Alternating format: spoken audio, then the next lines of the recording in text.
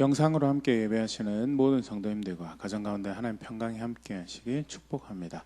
우리 함께 말씀 보도록 하겠습니다. 누가복음 2장 52절 말씀입니다. 누가복음 2장 52절 말씀 우리 함께 읽겠습니다. 예수는 지혜와 키가 자라가며 하나님과 사람에게 더욱 사랑스러워 가시더라. 아멘.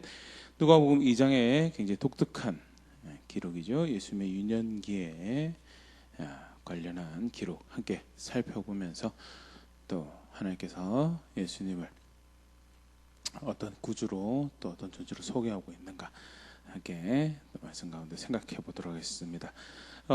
누가복음 2장 41절에서부터 쭉 기록되어 있는 이제 사실 여러 모습의 유년기가 기록되어 있는 것은 아니고요. 한 사건이 이제 기록이 되어 있는데요. 예수님께서 12살 되던 해에 이제 부모님, 육신의 부모죠. 육신의 부모님과 함께 예루살렘을 찾았던 일에 대해서요. 이렇게 성경 소개하고 있습니다. 누가복음 2장 41절 42절 그의 부모가 해마다 6월절이 되면 예루살렘으로 가더니 예수께서 12살 되었을 때 그들이 이 절기의 관례를 따라 올라갔다가 우리 두 가지 정도 사실 이 이제 부분에서 우리가 생각을 해볼 수 있는데요. 부모가 해마다 6월절이 되면 예루살렘으로 갔다라고 그래서 예수님께서 12살 되던 해에도 올라가셨다라고 부모와 함께 올라갔다라고 이렇게 기록이 되어 있는데요. 육신의 부모였던 요셉과 마리아가 굉장히 경건한 하나님의 말씀에 존중하는 그런 삶을 살려고 했던 부모였더라라는 것을 이 장면을 다시 한번 더 보일 수 있죠. 하나님께서 하나님의 백성을 조성하시면서 3대 절기라고 해야죠. 유월절, 오순절, 장막절 이 3대 절기에는 꼭 예루살렘으로 성전으로 나와서 하나님 앞에 예배하러 나오라라고 하나님께서 명령하시고 가르치셨고요. 다양한 이해를 또 여러 가지 이제 그 이방의 이 세계관이 물들어 있는 그런 시대고 세대였지만 요셉과 육신의 부모였던 요셉과 마리아는 여전히 그 하나님의 명령을 쫓아서 절기 때 하나님 앞에 나아가는 것을 자신들의 이 문화와 삶의 모습으로 받아들인 것뿐만 아니라 자녀들에게도 그것을 가르치고 그것을 반복적으로 지키도록 훈련을 하였던 그런 모습을 볼 수 있고요. 앞에도 지난 시간에 살펴봤지만 경건한 신앙의 모습이죠. 요셉과 마리아의 그런 모습을 우리가 다시 한번 확인할 수 있고요. 더불어서 이 일이 예수님께서 12살이 되었을 때 벌어졌던 일이다라고 기록하고 있는 부분에서요. 일반적으로 13세 정도 나이가 되면 요즘도 이제 그 13세 정도 나이가 되면 그걸 한다고 그러는데 성인식을 합니다. 그래서 12세 나이라고 치면요. 성인식을 아직 하지 않았지만 이제 성인식 일종의 성인식을 했다는 것은 이제 하나님 법 앞에 책임이 있는 한 명의 성인으로 이렇게 여전히 나이가 어리긴 하지만 그래도 그런 존재로 취급을 한다는 거고요. 그 이하의 나이는 어린아이다라는 거죠. 어린아이. 소년이고 아직 여전히 부모의 도움이 물론 13세 이후로도 그렇지만요. 특별히 성인식 전에 연령이 12세라는 것은 아주 어린 나이는 아니지만 그래도 여전히 부모의 돌봄과 부모의 인도가 필요한 어린 나이였다라는 부분들을 이제 표현하고 있는 그런 모습으로 보일 수 있죠. 예수님께서 이제 육신의 부모와 함께 예루살렘 올라가셨고 명절을 쫓아서요. 누가복음 2장 43절 그 날들을 마치고 돌아갈 때 아이 예수는 예루살렘에 머무셨더라. 그 부모는 이를 알지 못하고 약 7일에서 8일 정도 학자들이 생각하는데요. 8일 정도 예루살렘 머물고 이제 내려갑니다. 나사렛으로 향했을 것으로 추정을 하는데요. 근데 예수님이 부모와 함께 내려가지 않고 예루살렘에 머물렀다라고 기록하고 있고요.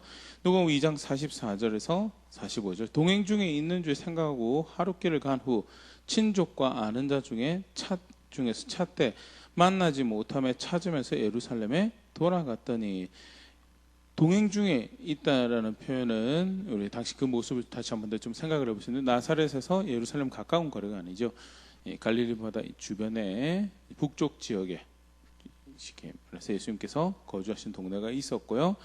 그리고 남쪽에 상대적으로 남쪽에 있는 예루살렘으로 오는 먼 거리 여정이었고, 그래서 일개 가족 단위로 움직이는 것도 사실 그 당시 치안이, 도시를 지나갈 때도 사실 치안이 신경을 쓰일 수 있지만, 도시를 벗어난 길을 여행을 다닌다라고 했을 때 개인이 여행하는 것 굉장히 위험하고 가족 단위로 여행하는 것 굉장히 위험하고, 그래서 여러 가정들이 함께 모여서 일종의 상단이죠. 이제 상인은 아니니까 상단이라고 하지만 그룹으로 여정을 했던 정황들을 이해를 할 수 있고요. 이 모습에서도 단순히 예수님 또는 예수님 가정만 예루살렘 올라갔던 것이 아니라 함께하는 여러 친족들이 동행들이 있었던 것으로 볼 수 있고요.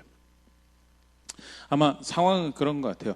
이 6월절에 그래도 경건 유대인들이 함께 모여서 예배하기 위해서 각 지역에서 사람들이 몰려올 거고, 분주한 사람들이 막 복잡하게 많이 있는 가운데 이제 또 학자들의 이 설명으로는요, 당시에 이제 어리더라 하더라도 이제 12살 정도 됐으면 남자끼리 다니는 것이, 그래서 아버지나 또 형제들하고 함께 남자들끼리 그룹으로 다니는 것이 일반적인 모습이고, 또 여자들 같은 경우는 엄마랑 이렇게 해서 함께 움직이는 것이 일반적인 모습이었고요. 그래서 양쪽 부모가 한쪽 다른 부모랑 있겠지, 또는 자기의 형제들하고 있겠지라고 이렇게 추정하는, 또는 친족들하고 함께 있겠지라는 추정 가운데 일행 중에 있을 거다라고 추정을 하고 하루길이나 이미 예루살렘부터 떠나온 상황이었고요. 그런데 그 상황에서 이제 아들이 없다는 것을 알게 되었고, 아들을 찾아서 다시 예루살렘으로 돌아간 정황이 이제 44, 45절에 그렇게 기록이 되어 있죠. 그러면서 이제 하루 내려갔고 다시 올라오는데도 하루 이상의 시간이 걸릴 것이고요. 사흘 후에 간신히 부모님이 예수님을 찾았는데 어디서 찾았냐? 성전에서 찾았다라고 기록이 되어 있는데요.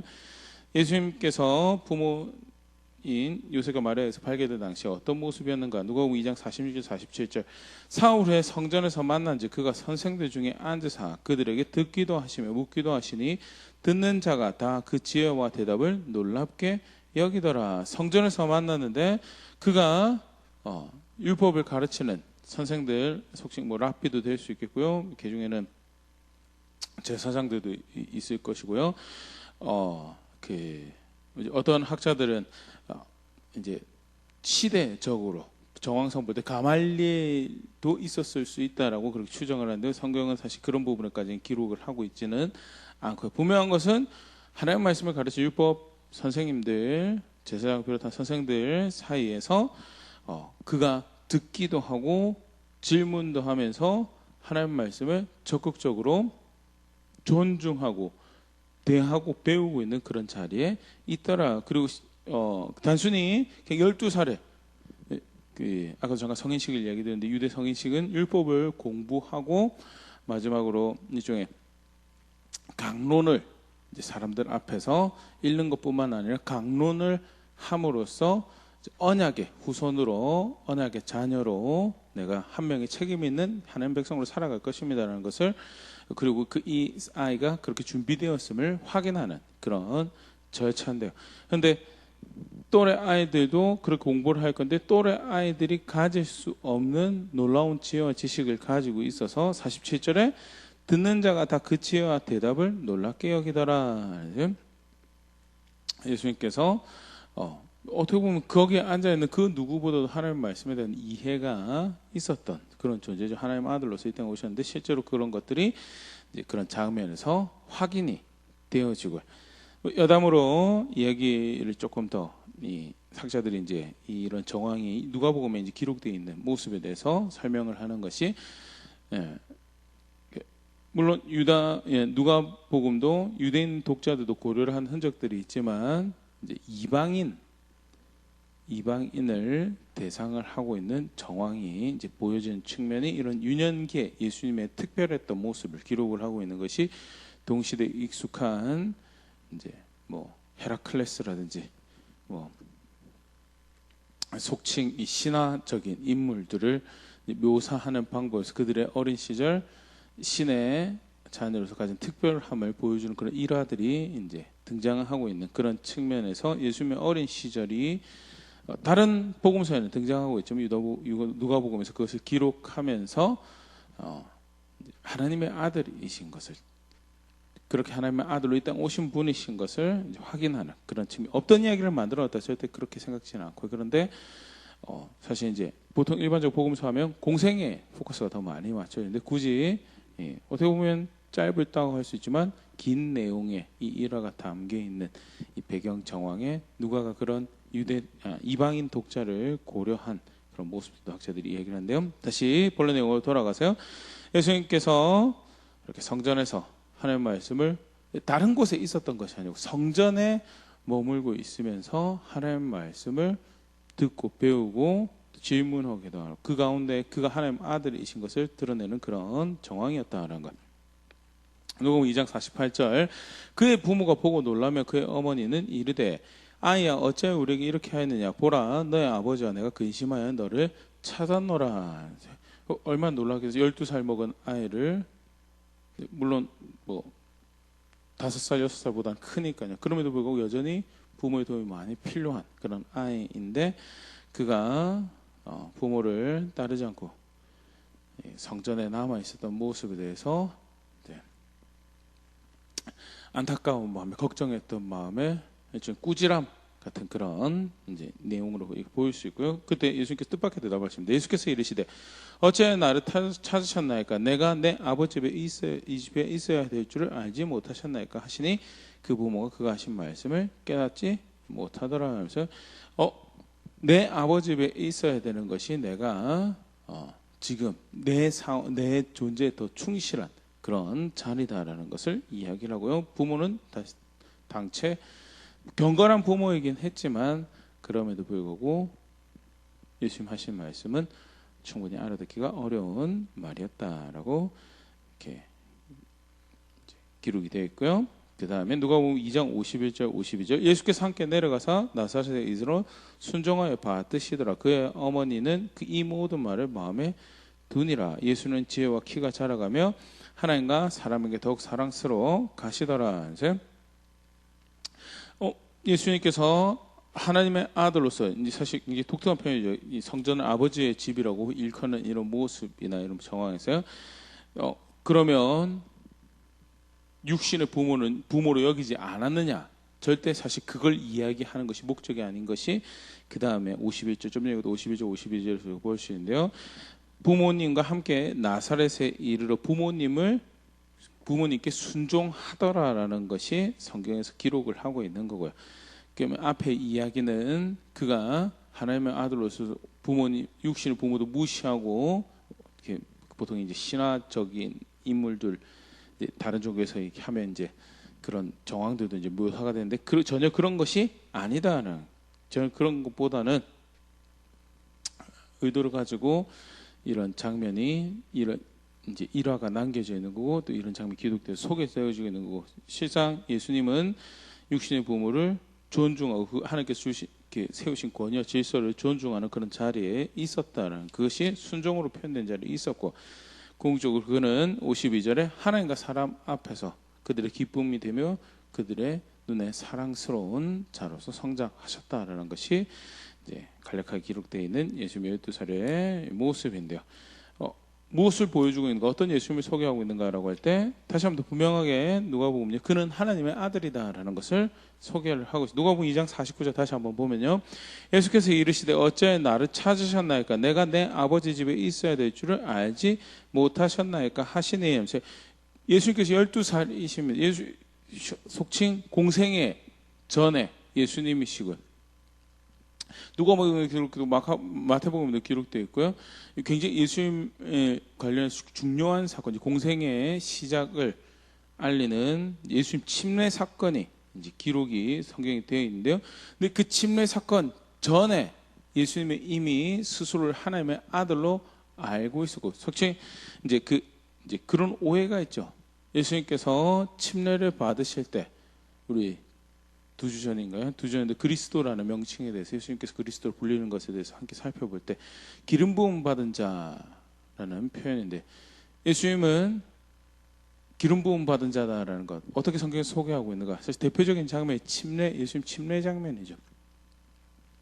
하나님의 영이 예수님께 침례를 받고 나오실 때 성부께서 내 사랑하는 아들이다, 성자께서 침례를 받아 나오시고 하나님의 영이 그에 임하셔서 기름 부음의 일종의 확인을, 상징, 그가 하나님의 기름 부음 받은 자임을 확인하는 그런 장면이 소개가 되어주고 있는데, 근데 자칫 잘못 이해하면 예수님께서 그리스도가 되신 것이, 기름 부음 받은 자가 되는 것이, 좀 다르게 보면 하나님의 아들로서 사역하시는 것이 그때가 시작이라고 해석을 하기가 쉬운데요. 오늘 누가복음 2장 50, 우리가 쭉 살펴본 이 말씀은요, 아니다는, 예수님은 그 전에 이미 하나님의 아들로서 스스로를 알고 계시고, 그래서 자신을 성전에서 찾으신 부모에게 뭐라고 하냐면, 내가 내 아버지 집에 있어야 할 줄을 알지 못하셨나이까. 하나님을 아버지라고 분명히 부르고, 그리고 내가 우선적으로 존중해야 될 대상이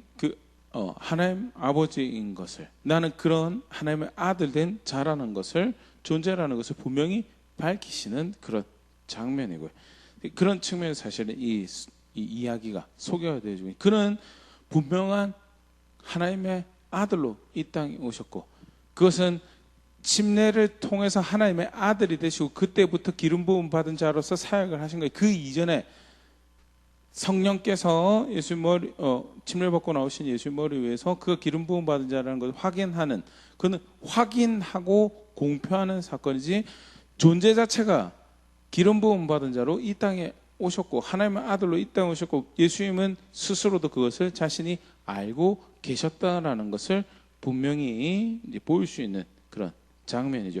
요한복음 1장 14절 말씀이 육신이 되어 우리 가운데 거하시며 우리가 그의 영광을 보니 아버지의 독생자의 영광이요 은혜와 진리가 충만하더라 하는데, 말씀이 육신이 되어 우리 가운데 거하시는데요, 근데 그를 보니까 누구냐? 아버지의 독생자, 아버지 하나님의 하나밖에 없는 아들이더라라는 것이 사도 요한이 소개하고 거예요. 공생의 시점에 와서 그때 기름 부음이 있고 그때 성령께서 충만히 임하셨고 그때 하나님 아들이 되셨다는 것이 절대 아니다는, 하나님 아들로 오셨고 예수님은 스스로가 하나님의 아들이신 것을 알고 있고, 다르게 표현하면요, 이미 하나님의 영이 그와 함께 하고 계시고 한 번도 떨어진 적이 없는 신비로운 연합을 이루는 삼위 하나님의 하나님으로서 아버지 하나님과 성령과 함께 하시는 하나님 아들로 이 땅에 오셨고, 그래서 12살의 아이지만, 어린 아이지만 그럼에도 불구하고 스스로가 하나님의 아들이 분명히 알고 있는 그런 자리에 있었다라는 것, 그렇게 오신 분이 예수님이다라는 것, 분명히 소개하고 있는 그런 말씀이죠. 나아가서 그럼 실제로 그가 하나님의 아들이라는 자의식을 가지고, 정체성을 가지고 어떻게 하나님의 아들이신 것을 나타내시는가가 사실 또 이 장면에서 잘 소개가 되어지고 있는데요. 누가복음 2장 49절 다시 한번 읽으면요, 예수께서 이르시되 어찌하여 나를 찾으셨나이까? 내가 내 아버지의 집에 있어야 될 줄 알지 못하셨나이까 하시니, 내가 내게 있어서 뭐가 우선순위냐는 것, 비록 당신들이 내 육신의 부모고 하나님께서 내게 세우신 질서고 권위인 것을 내가 압니다. 그럼에도 불구하고 하나님의 아들이기에 내게 더 존중해야 될, 우선적으로 가치를 두고 존중해야 될 것이 있습니다. 그게 뭐냐? 내 아버지의 집에 있어야 된다. 내 아버지의 집에 있어야 된다. 그럼 내 아버지 집에 있는다는 거, 여기 내 아버지 집은 이제 성전을 이야기하는 거죠. 근데 성전에 있다는 것이 무엇을 의미하는가? 사실 우리 잘 아는 내용이지만, 성전은요, 첫 번째 하나님의 임재를 상징하는 거죠. 하나님께서 거기 거하셔서 하나님 백성을 만나시는, 그래서 좀 전 표현처럼 아버지의 집이라고 일컬어지는 곳이죠. 레위기 26장 11절 12절 내가 내 성막을 너희 중에 세우리니 내 마음이 너희를 싫어하지 아니할 것이며 나는 너희 중에 행하여 너희의 하나님이 되고 너희 내 백성이 될 것이니라. 하나님께서 하나님 백성 중에 함께 하신다라는 것을 나타내는, 하늘의 하늘이라도 담을 수가 없는 크고 위대하신 하나님이시지만 내가 너희 중에 거할게 라는 것을 상징적으로 보여주고, 그래서 아버지가 거기 계신다는, 하나님께서 거기 계신다라는 곳이 성전이죠. 그럼 하나님 백성들이 그 성전에 나와서 뭐 했느냐? 대표적인 크게 두 가지죠. 예배를 하는 곳이었죠. 역대 7장 12절 밤에 여호와께서 솔로몬에게 나타나서 그에게 이르시되 내가 이미 너의 기도를 듣고 이곳을 택하여 내게 제사하는 성전을 삼았으니 솔로몬이 성전을 듣고 이 장소를 솔로몬 유명한 이해고 고백이죠. 하늘에 하늘이라도 담을 수가 없는 것이 바로 당신 여호와 하나님이십니다. 감히 이 곳을 당신의 집이라고 성전이라고 부르기에도 사실 부족한 것이 제가 아무리 정성껏 지었지만 제가 손으로 만든 이 건축물이다. 하지만 이 장소를 성전으로 삼아주시고 우리가 이곳을 향할 때 우리의 기회에 우리의 고백에 우리의 예배에 우리의 헌신에 우리가 주를 찾는 소리에 귀를 기울여 달라고 그런 이제 기도를 하게 되고 이제 그 응답으로 역대 7장에 솔로몬이 나타나서 이런 말씀하신 거예요. 내게 제사하는 성전으로 삼았다라고. 성전의 대표적인 기능이 제사하는 것이죠. 예배하는 것이죠. 하나님을 영화롭게 하는 것이 성전의 기능이에요. 내 아버지 집에 있어야 된다라는 그 말은 단순히 하나님의 아들로서 그 하나님의 아버지로 알고 그래서 그를 가까이 하는 그런 자리에 있어야 된다는 맞죠.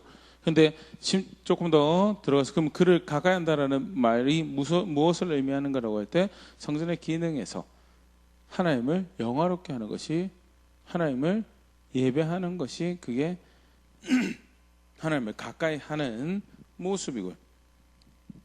하나님의 아들로서 내가 스스로를 알고 나는 하나님의 아들로서 이 땅에 와서 하나님의 아들로서 지금 존재하고 있으면 하나님의 아들로서 걸음을 걸어간다라고 시간을 보내고 살아간다라고 할 때 우선적으로 내가 해야 될 것인데 그 뭐냐 아버지께서 영광을 받으시는 일을 내가 해야 된다라는 그 고백을 하고 있는 것이 내 아버지의 집이 내가 있어야 될 곳인지 알지 못하냐는 그런 고백 안에 사실은 담겨 있는 스스로를 메시아로 하나님 아들로 아는 예수님의 고백이죠. 두 번째로 또 하나님 성전이 하는 기능이요 배움의 장소로서 예배의 장소 더불어서 굉장히 중요한 기능을 했던 것이 배움의 장소로서의 기능인데 신명기 31장 11절 12절 온 이스라엘이 너의 하나님 여호와 앞에 그가 택하신 곳에 모일 때 이 율법을 낭독하여 온 이스라엘에게 듣게 할지니 곧 백성의 남녀와 어린이와 너의 성읍 안에 거류하는 타국인 모으고 그들에게 듣고 배우고 내 하나님 여호와를 경외하며 이 율법의 모든 말씀을 지켜 행하게 하고 배움의 장소가 되어야 된다는 하나님 경외하는 것을 배우고 하나님께서 뭐라고 하셨는지에 대해서 배우고 하는 그렇게 배운다라는 것이 뭐 학습을 하는 것 그 자체로 굉장히 소중한 것이 근데 배운다라는 것 자체가 결국 이 목적이 뭐냐 경외하는 거고요 존중하는 것을 사실 고백하는 하나님 말씀을 존중하는 것을 고백하는 또 배우는 그런 장소가 성전의 기능이었고 하나님께서 그렇게 하라고 사실은 주신 장소가 성전이었죠.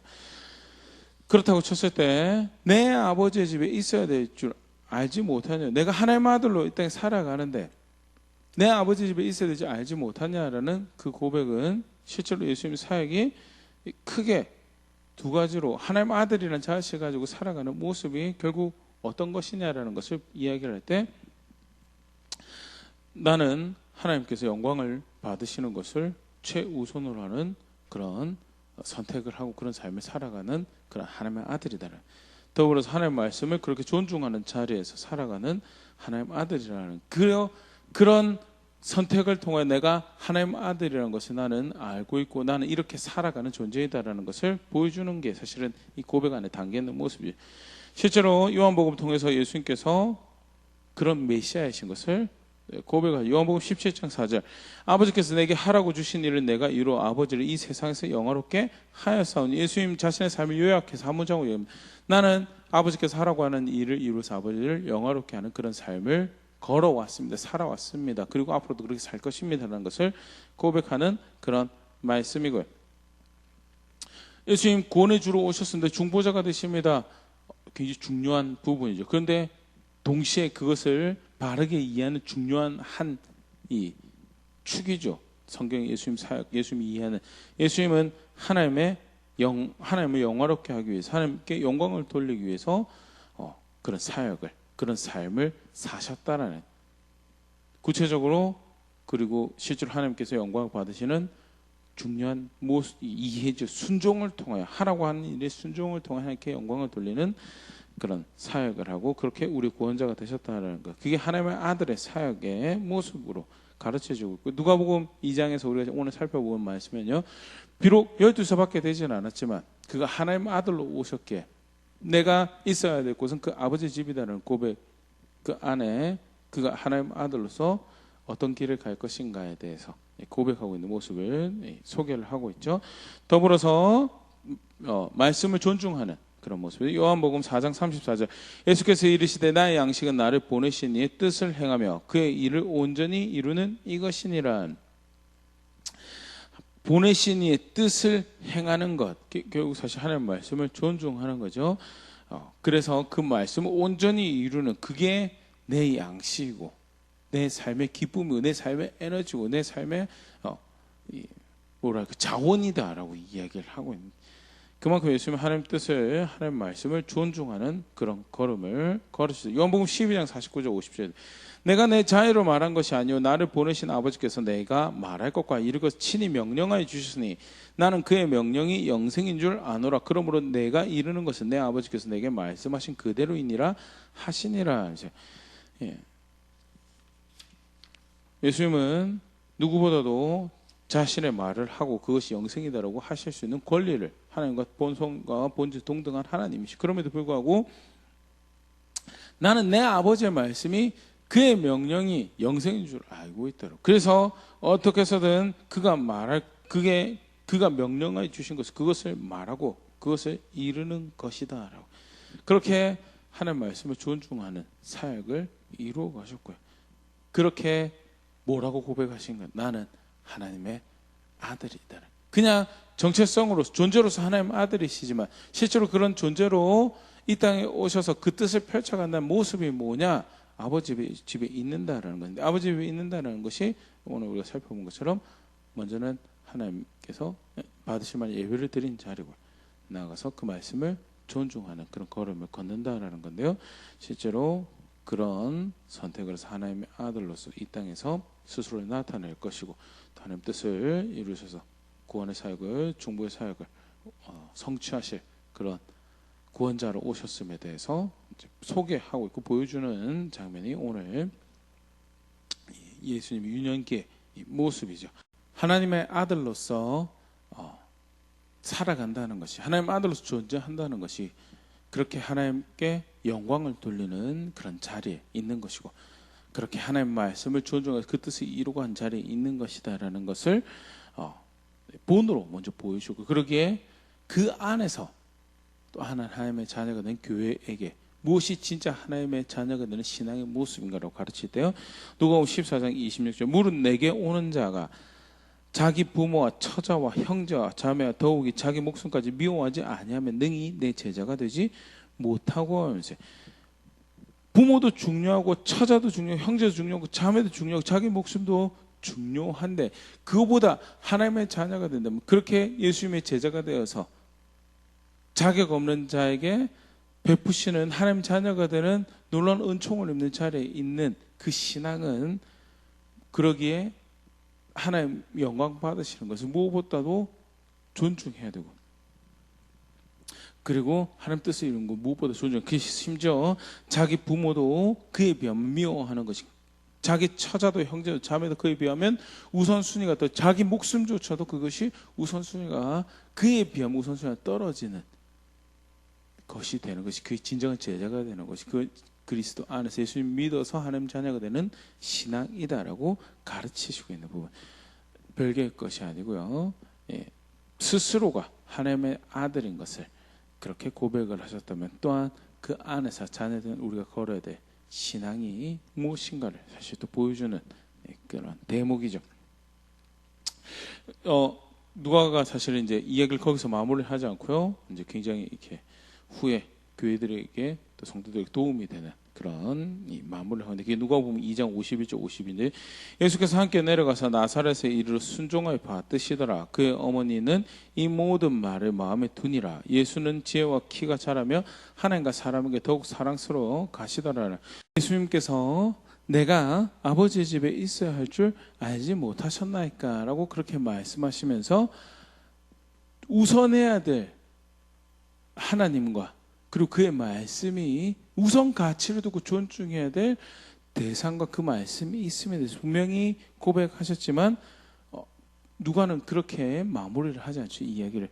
그럼에도 불구하고 그런 하나님의 아들로 이 땅에 오셔서 하나님의 아들이라는 것을 나타내시고 그런 걸음들을 선택하며 만들어 갔지만 그럼에도 불구하고 동시에 그 자리는 하나님께서 허락해 주신 육신의 부모에게 순종하며 그들의 기쁨이 되고 그를 통해 하나님께서 그에게 허락하신 권위와 질서를 존중한 자리에 있었으며 예수님은 단순히 어떤 한 순간에만 그랬던 것이 아니고 지혜와 키가 자라가며 하나님과 사람에게 더욱 사랑스러워 가시더라.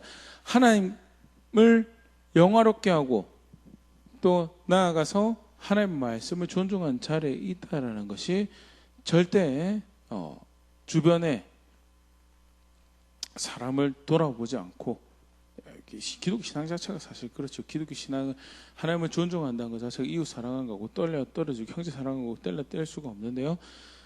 하나님의 아들로서 모든 하나님의 자녀들의 본과 모델이 되신 예수님께서도 보여주신 것이 하나님의 아들로서의 분명한 자의식을 가지고 정체성에 대한 이해를 가지고 그런 선택들을 누구보다도 그래서 하나님을 존중하고 하나님의 말씀을 존중하는 선택을 만들어 가시지만 그 길은 하나님과 사람 앞에 더욱 사랑스러워 가시는 길이었다라는 것. 관련해서 중간중간에 좀 그런 부분들 이야기 드렸었는데요. 이 부분에서 그러면 예수님께서 1차적으로는 하나님 아들로 이 땅에 오신 구원자이신 것 다시 한번 더 분명히 소개를 하고 있고요. 어떻게 그가 하나님 아들이심을 나타내고 어떤 하나님의 아들이신가라고 할 때 하나님께 영광을 돌려드는 그것을 우선시하는 그런 자리에 있는 그런 선택들을 만들어가는 모습으로 하나님 아들이심을 고백하는 하나님 아들이시고요.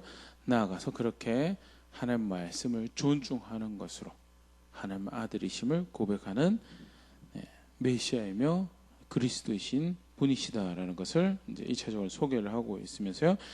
실제로 그런 자리가 하나님과 사람에게 더욱 사랑스러워 가시다는 모습으로 이제 소개를 하고 있는데요. 그럼 실제로 그런 그런 그리스도 그런 구원자를 중보자를 안다라는 그런 신앙이 뭔가에 대해서 관련 조금 더 생각을 해보면요. 먼저 우리 또 사실 분명하게 성경에서 그렇게 가르치고 있죠. 교회와 성도가 예수님과 함께 하는 자녀된 교회다라는 로마서 8장 17절 자녀이면 또한 상속자 곧 하나님의 상속자요 그리스도와 함께한 상속자니 우리가 그와 함께 영광을 받기 위해 고난도 함께 받아야 할 것이니라. 단순히 그냥 양자로 그래서 받아들여진 아들 수준이고 함께 상속을 받아 하나님 나라를 받은 자녀가 되는 거잖아요. 교회가 예수님 그리스도 안에서 그렇다고 할 때 그 예수님이 걸으셨던 그 고난의 그 길에 하나님 뜻을 이루어가면서 걸으셨던 그 길에 동참하는 그런 자리에 있어야 되는 그게 신앙이다라고 가르치는데요. 그만큼 분명하게 예수님과 함께하는 자녀된 교회인 것을 분명히 가르치죠. 그렇다면 하나님 아들로서 물론 독특성이 분명히 있습니다. 우리는 절대 그 예수님이 하나님 아들로서 대속의 사역을 이루신 것을 하나님 아들로서 중보의 사역을 이루신 것을 우리는 그런 아들은 아니죠. 분명한 독특한 하나밖에 없는 아들이신 예수님이 분명히 있으신데 그럼에도 불구하고 그 안에서 받아들여진 자녀로서 먼저 하나님 아들의 본이 되신 예수님 걸음을 우리가 따라간다고 할 때 그를 믿어 하나님 자녀가 된다고 할 때 우리가 고백해야 될 신앙의 모습을 성경 분명히 가르치고 있죠. 고린도전서 6장 20절 값으로 산 것이 되었으니 그런즉 너희 몸으로 하나님께 영광을 돌려. 그게 우리가 가치를 두어야 될 것이고 우리가 교회로서 하나님 자녀로서 고백해야 될 신앙의 모습이 예수 믿었습니다. 구원 받았습니다. 이제 천국 갑니다. 중요한 한 부분이죠. 그런데 실제로 그렇다라는 것은 그렇게 해서 하나님 자녀로 이 땅에 살아간다는 것은 어떤 신앙을 고백해야 되는 거냐. 그러기 영광 받으셔야 돼. 아버지가 있음을 압니다. 나의 모든 걸 통해서 영광 받으시고 존중 받으셔야 될 아버지가 있음을 압니다라는 것이 그 교회의 신앙이어야 된다는, 그게 하나님 자녀되는 자리다라는, 그것을 로마서 12장 1절에서 이렇게 가르쳐. 그러므로 형제들아, 내가 하나님 모든 자비하심으로 너희를 권하노니 너희 몸을 하나님 기뻐하신 거룩한 산 제물로 드리라. 이는 내가 드릴 영적 예배는, 받으실 만한 영적 예배를 드리는데, 그것은 뭘로 드리는 거냐? 내 삶으로 드리는 거더라. 내 삶으로 하나님께서 받으실 만한 영적인 예배를 드리는 것이, 그것이 교회의 신앙이고 성도신, 그것은 교회 안에서만 이루어지는 게 아니죠. 교회 안에서는 신앙은 실제로 그 삶에서 고백된 신앙의 연장선에 있는 것이, 여기서 예배를 했다고 해서 우리가 드려야 될 예배가 끝난 것이 절대 아니죠. 삶으로 예배하며 그렇게 영광을 받으실 아버지가 있음을 고백하는 선택들을 만들어가는 것이 그리스도 안에서 하나님의 자녀된 교회가 하나님 아들이 보여주신 본을 쫓아서 자신의 신앙을 고백하는 자리다라는 것. 더불어서 영광을 돌리는 구체적 모습으로 예수님께서 가르치셨던 것, 하나님 말씀을 존중하는 게, 누가복음 14장 23절 24절 예수께서 대답하여 이르시되 사람이 나를 사랑하면 내 말을 지키리니 내 아버지께서 그를 사랑하실 것이요 우리가 그에게 가서 거처를 그와 함께 하리라. 나를 사랑하지 아니하는 자 내 말을 지키지 아니하나니 너희가 듣는 말은 내 말이 아니요 나를 보내신 아버지의 말씀이니라. 이 중요한 신앙의 이해죠. 하나님 말씀을, 예수님 말씀을 존중하는, 예수님 말씀을 존중하는, 오늘 보면서 간단하게 또 그 표현, 이 모습 하나, 그 중에 하나가 소개가 되는데요. 배우는 자리에 있는 그 표현. 어떻게 쓰든 배우는 자리. 예수님 뭐라고 하셨는지 배우고, 예수님 하나님 뭐라고 하셨는지 배우고, 정말 평생을 배워가도 충분하지, 충분하게 배웠다고 이야기할 수 없을 만큼 방대한 하나님의 말씀을 우리에게 주셨고, 그래서 지속적으로 배워가고, 단순히 지식과 정보로만 채우는 것이 아니라 그 실제로 그런 건 내가 그 말씀이 길이 되고 기준이 되고 존중하는 자리에 살아가는 그 배움의 자리에, 그렇게 해서 내가 예수님을 사랑하고 있습니다, 내가 예수님의 제자인 것을, 예수님 안에서 내가 하나님 자녀된 사람인 것을 고백하는 것이, 그게 예수님의 본을 주셔서 하나님 아들로 하나님 자녀로 살아가는 교회의 신앙의 모습이다라는 것. 오늘 본문 안에서 다시 우리 신앙의 모습을 그렇게 생각해 볼 수 있고요. 더불어서, 그런데 그것이 단순히 하나님을 존중하고 하나님 말씀 따라간다는 그 수준으로 끝나는 것이 아니고, 굉장히 고차원적인 하나님 아들의 모습이죠. 그것이 하나님과 사람 앞에 기쁨이 되는 그런 걸음이, 그 성경 신약성에서 뭐라고 표현하냐면요, 덕을 세운다라고. 하나님께 대하여서는 그를 영화롭게 하고 그의 말씀을 존중하는 것으로 그렇게 한다면, 실제로 그의 말씀을 존중하는 자리의 결과물이 어떤 형태로 난 것, 관계 가운데 덕을 세우는 것으로 나타나요. 로마서 15장 2절 우리 각 사람이 이웃을 기쁘게 하되 선을 이루고 덕을 세우도록 할지니라. 중요한 교회 신앙을 이야기하면서 로마서 12장 1절에서는, 로마서 구조가 그렇죠. 1절에서 11절까지는 신학적인 내용을, 그 안에서 자녀된 우리에게 미쳐진 은혜와 또 그 베푸신 은혜가 얼마나 큰지에 대한 신학적 이해를 1절에서 11장까지 가르치는 시집 2장에서 도입이 그렇죠. 그러니까 너의 삶을 하나님께서 받으실 만한 영적인 예배로 드리라라고 이야기하는 것을 시작을 해서, 실제로 그럼 그 은혜 가운데 그 은혜를 존중하는 신앙의 모습이 무엇인가 쭉 이야기하면서요, 그 중에 하나가 로마서 15장 2절 우리 각 사람이 이웃을 기쁘게 하되 선을 이루고 더욱 세우도록 할지니라. 하나님과 사람 앞에 더욱 사랑스러워 하시는 대변. 아까 잠깐 얘기했어요. 사람 비위 맞추고 사람의 즐거움, 어떻게 해서든 그 사람이 행복하도록 만드는, 그걸 이야기하는 게 절대 아니에요. 하나님의 말씀을 순종하고 따른 자리에, 그렇게 거룩함과 화평을 나타내는 자리에 있으면요, 보통은 일반적으로는 사람의 기쁨이 되는 그런 자리에 서게 되죠. 특별히 하나님을 대적하고 특별히 하나님의 질서를, 하나님의 진리를 거스르고자 하는 그런 사회나 그런 개인이나 그런 세력이 아닌 이상은요, 하나님의 말씀을 순종해 살아간다라고 하는 것이 덕을 세우고 그들의 기쁨이 되는 자리일 수밖에 없는 것이 결국에 또 성경 안에서 발견할 수 있는 모습인데요. 그 신앙의 중요한 모습이다라는 것. 고린도전서 10장 23절 24절. 모든 것이 가하나 모든 것이 유익한 것은 아니요 모든 것이 가하나 모든 것이 덕을 세우는 것은 아니니 누구든지 자기의 유익을 구하지 말고 남의 유익을 구하라. 내가 뭘 할 수 있는가? 그거 쫓아가는 그 수준이 아니다. 그러면 무엇이 선한가? 무엇이 유익인가? 그거 쫓아가는 것도 아니. 그 레벨을 그러면 그리스도의 제자가 되고 그리스도 안에서 하나님의 자녀가 된다는 어떤 수준으로 살아가는 건가? 무엇이 덕이 되는가에 대해서 덕을 세우는 것인가에 대해서 고민하며 실제로 하나님의 뜻을 이루어가는 자리에 살아가는 것이 그것이 하나님의 자녀로서 교회가 살아가는 모습이고 하나님의 자녀로서 성도 개개인이 우리가 살아가는 모습이라고 성경에서 가르치고 그것이 예수님께서 하나님의 아들로 오신 예수님께서 보여주신 본이 모습이 실제로 하나님의 아들이 된다라는 것은 하나님의 아들로 살아간다는 것은 그렇게 살아가는 것이다라고 보여주신 모습이에요. 그러기에 그 안에서 자녀된 제자된 우리가 걸어가야 될 모습이다라는 것. 그것이 이제 오늘 누가복음 2장에서 우리가 살펴본 말씀인데요. 다시 한번 나는 어떤 자리에 있는가 말씀 가지고 한번 돌아볼 수 있으면 좋을 것 같습니다. 너무 당연한 거죠. 하나님 영광을 구하고 하나님 영광을 구한다는 것이 단순히 영광 받으세요 영광 받으세요 그걸 영광 받는 게 아니죠. 예수님도 요한복음 17장 4절에 그렇게 하라고 주신 일을 이루어 내가 아버지를 영광스럽게 했다라고 순종으로 하나님께 영광을 돌리는 것 순종을 한다는 것은 말씀을 존중한다는 거죠. 사실은 그 이해를 이제 우리 이해를 돕기 위해서 두 개로 굳이 나눴지만 사실은 뗄래야 뗄 수가 없는 거죠. 그래서 뭘 말씀하는지 알아야지 사실은 영광을 돌릴 수 있는 거예요. 그래서 지속해서 그 말씀 앞에 자신을 깨워가고 비적하고 배워가는 자리에서 실제로 그것을 하나하나 살아가면서 하나님께 영광을 돌리는 것이 중요한 신앙의 하나님 아들의 모습이라면 실제로 그렇게 살아가는 것은 그렇게 해서 그런 순종을 통해 하나님께 기쁨이 되는 것도 있지만 더불어서 이웃과 형제들에게 덕을 세우는 것이 그게 신앙의 모습이다라는 것.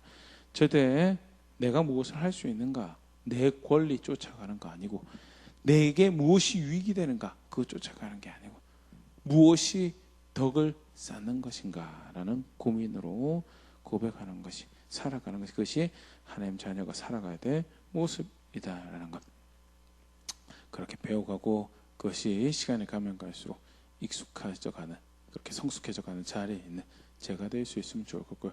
그렇게 하나님의 자녀가 되었습니다라는 것을 고백하는 그런 자리에 있는 교회 될 수 있으면 좋을 것 같습니다.